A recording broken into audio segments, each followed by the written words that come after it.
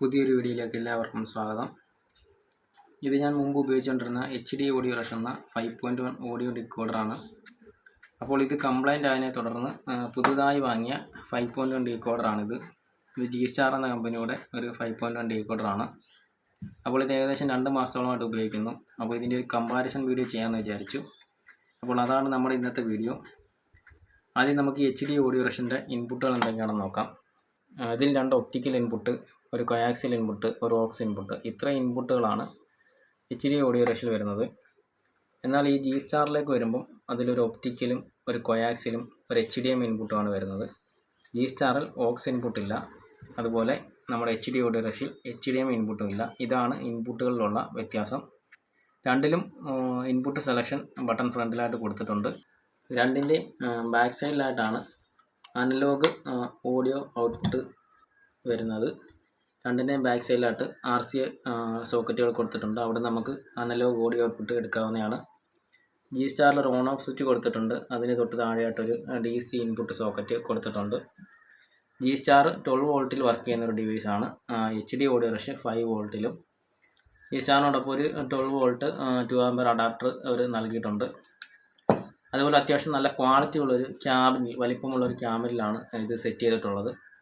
പക്ഷേ HD audio rush ചെറിയൊരു aluminium ക്യാബിനുള്ളിലാണ് set ചെയ്തിട്ടുള്ളത്. G-Star വലിയ 2 ഹീറ്റ് വെൻ്റോട് കൂടിയ ക്യാബിനാണ് കൊടുത്തിട്ടുള്ളത്. ഇത് അത്യാവശ്യം നല്ലതുപോലെ ഹീറ്റ് ആവുന്നൊരു ഡിവൈസാണ് ഈ HD ഓഡിയോ റഷ്. അപ്പോൾ ഇത് പെട്ടെന്ന് കംപ്ലൈൻ്റ് ആവുന്നുണ്ടെന്ന് ഇത് വാങ്ങി ഉപയോഗിച്ചിട്ടുള്ളവരൊക്കെ പറയുന്നുണ്ട്. അപ്പം ഞാനും ഇത് കുറേ കാലം ഉപയോഗിച്ചതാണ്. എനിക്കിത് കംപ്ലൈൻ്റ് ആയത് ഇടിമിന്നൽ സമയത്ത് ഓണാക്കിയിട്ടതിനെ തുടർന്നാണ് കംപ്ലൈൻ്റ് ആയത്. അതുവരെ കൃത്യമായിട്ട് വർക്ക് ചെയ്തുകൊണ്ടിരുന്ന ഡിവൈസാണ്. രണ്ടിലും 5.1 കൃത്യമായിട്ട് കിട്ടുന്നുണ്ട്. Dolby DTS എല്ലാം വർക്ക് ചെയ്യുന്നുണ്ട്.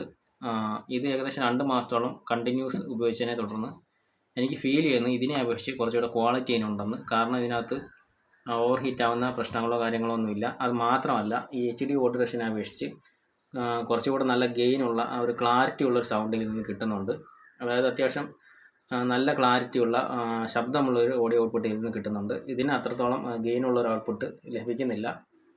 മാത്രമല്ല ഇതിനകത്ത് HDMI ഇൻപുട്ട് ഉള്ളത് കൊണ്ട് തന്നെ പുതിയ ഡിവൈസുകളിലെല്ലാം HDMI ARC ഔട്ട്പുട്ട് സോക്കറ്റ് വരുന്നുണ്ട്. അപ്പോൾ അതിൽ നിന്നെല്ലാം നമുക്ക് ഇതിലേക്ക് HDMI വഴി ഓഡിയോ കണക്ട് ചെയ്യാവുന്നതാണ്. HDMI ഇൻപുട്ട് ഞാൻ ടെസ്റ്റ് ചെയ്ത് നോക്കിയിട്ടില്ല. അതിനുള്ള സംവിധാനം എൻ്റെ കയ്യിൽ ഇല്ലാത്തതുകൊണ്ട് ടെസ്റ്റ് ചെയ്ത് നോക്കിയിട്ടില്ല. രണ്ടും ഞാൻ ഒപ്റ്റിക്കൽ ഉപയോഗിച്ചാണ് ടെസ്റ്റ് ചെയ്തിട്ടുള്ളത്. രണ്ടിലും ഒപ്റ്റിക്കൽ വഴി 5.1 കൃത്യമായിട്ട് വർക്ക് ചെയ്യുന്നുണ്ട്. ഈ G-Starൻ്റെ ഡിവൈസ് വാങ്ങിച്ച് HDMI വഴി ഉപയോഗിച്ചിട്ടുള്ളവർ ആരെങ്കിലും ഉണ്ടെങ്കിൽ കമൻറ്റായിട്ടൊന്ന് രേഖപ്പെടുത്തേണ്ടതാണ്. പിന്നെ ഇതിനകത്തുള്ള മറ്റൊരു വ്യത്യാസം, ഈ HD ഓഡിയോ റഷിൽ 2.1 5.1 സെലക്ട് ചെയ്യാനുള്ള ഓപ്ഷൻ കൊടുത്തിട്ടുണ്ട്. അതായത് നമ്മൾ സ്റ്റീരിയോ ഇൻപുട്ടാണ് കൊടുക്കുന്നതെങ്കിൽ നമുക്കതിനെ 2.1ലേക്കും 5.1ലേക്കും സ്വിച്ച് ചെയ്ത് കേൾക്കാനുള്ളൊരു ഓപ്ഷൻ കൊടുത്തിട്ടുണ്ട്. അതായത് 5.1 ആണെങ്കിൽ പോലും നമുക്കിനി 2.1 സ്വിച്ച് ചെയ്ത് കേൾക്കാനുള്ള ഓപ്ഷൻ ഇതുമൂലം സെറ്റ് ചെയ്യാവുന്നതാണ്. എന്നാൽ ഈ G-Starൽ അങ്ങനെയല്ല. നമ്മൾ റോ 5.1 ആണ് വരുന്നതെങ്കിൽ 5.1 ഔട്ട്പുട്ടും, അതല്ല സ്റ്റീരിയോ ഇൻപുട്ടാണ് ഇതിലേക്ക് വരുന്നതെങ്കിൽ മൾട്ടി ചാനൽ സ്റ്റീരിയോ ഔട്ട്പുട്ടായിട്ടാണ് കേൾക്കുന്നത്. ഇതിൻ്റെ പ്രൈസ് പറയുകയാണെങ്കിൽ ഇതിന് ഏകദേശം 1500 മുതൽ 2200 വരെയൊക്കെയാണ് ഇതിൻ്റെ പ്രൈസ് വരുന്നത്. ഈ G-Starലാകുമ്പം 3000 രൂപയ്ക്ക് മുകളിലാണ് ഇതിൻ്റെ പ്രൈസ് വരുന്നത്. ഇതിന് 3000 മുതൽ 3500 വരെയൊക്കെയാണ് ഇതിൻ്റെ പ്രൈസ് വരുന്നത്. രണ്ടിനെ കമ്പയർ ചെയ്യുമ്പോൾ കുറച്ചുകൂടെ ക്വാളിറ്റി ഇതിന് തന്നെയാണ്. അതായത് ഓഡിയോ ക്വാളിറ്റിയും അതുപോലെ ഈ കണക്ടിവിറ്റി ഫീച്ചറിലും ഇതാണ് മുന്നിൽ നിൽക്കുന്നത്. ഇപ്പോൾ നിങ്ങൾക്ക് പൈസ ഉണ്ടെങ്കിൽ, ബഡ്ജറ്റ് ഉണ്ടെങ്കിൽ ഈ G-Starൻ്റെ തന്നെ നിങ്ങൾക്ക് വാങ്ങാവുന്നതാണ്. അതല്ല ബഡ്ജറ്റ് കുറവാണെങ്കിൽ നിങ്ങൾക്ക് HD ഓഡിയോ റഷിലേക്ക് പോകാവുന്നതാണ്. അപ്പം ഇത്രയൊക്കെയാണ് ഈ വീഡിയോയിലൂടെ പറയാനുള്ളത്. നിങ്ങൾക്ക് ഈ വീഡിയോ ഏതെങ്കിലും വിധത്തിൽ ഉപകാരപ്പെടുമെന്ന് വിചാരിക്കുന്നു.